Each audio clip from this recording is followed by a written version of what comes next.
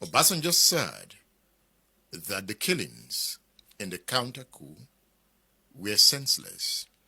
Army officers of Igbo origin were killed in Abeokuta, in Ikeja, 3 of them, in the north, and northerners and military officers then went to town, and Igbos were targeted.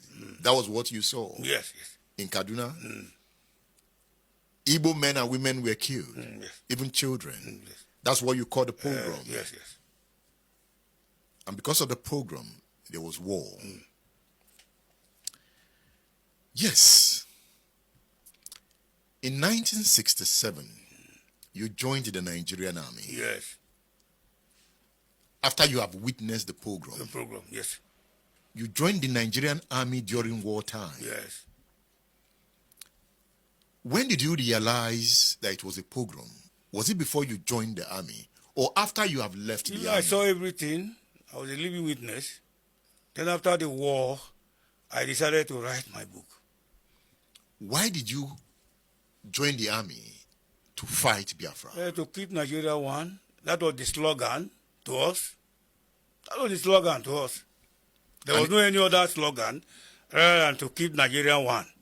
So by the time you were joining the army, you believed that the Igbo nation was wrong?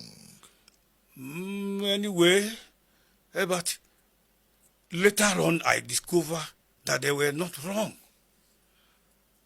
You know, I was in the trench for 20 months, fighting day and night.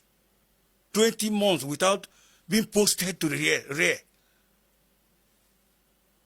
Or transferred from the trench until the end of the war. And I saw how the Biafrans were determined with zeal to fight us. They were fighting for survival.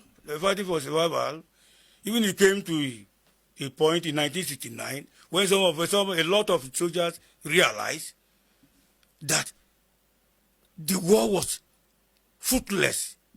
It was not the war that only the ordinary people were being killed in the war front, and those who caused the war were not affected. People started to inflict themselves with injury to be taken to the rear, but until Obasanjo came to save the situation and ended the war. If not, and I believe I stated in my book there how Biafra surrender. It was not much of our firepower or anything. It was hunger.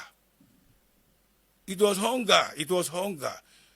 Because when we block the Cameroon border through road, Calabar, and we block Port Harcourt through air, Biafra was not having any access to outside world through air, through water, through land.